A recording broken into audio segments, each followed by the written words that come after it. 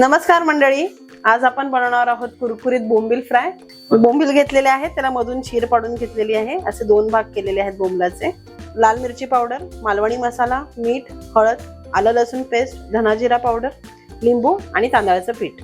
चला तर आपण मसाले आता एकत्र करून घेऊया। लाल मिरची पावडर, मालवणी मसाला, हळद, धना जिरा पावडर, आलं लसूण पेस्ट, मीठ, लिंबू पिळून घ्यायचंय। आपण छान मिक्स करून घ्यायचं याला। आता आपला मसाला रेडी आहे। आपण एक एक करून आता बोंबलाला लावून घेऊया।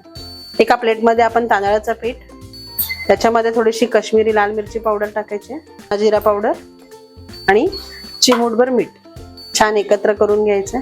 पॅन मध्ये 2 ते 3 पळी तेल टाकून घेऊया। तेल छान गरम करून घ्यायचंय कडकडीत। तेल तापलंय, आपण 3 ते 4 कळ्या लसणाच्या टाकून घेऊया। तेलाला फ्लेवर छान येतो ह्याने।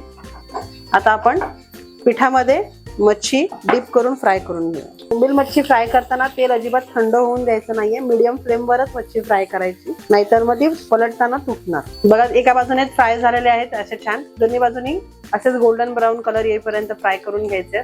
दोन्ही बाजूने खूप छान परतून झालेली आणि खूप छान क्रिस्पी झाली आहे मच्छी। ही नुसतीही खायला खूप छान लागते, वरण भाताबरोबर तर एक नंबर।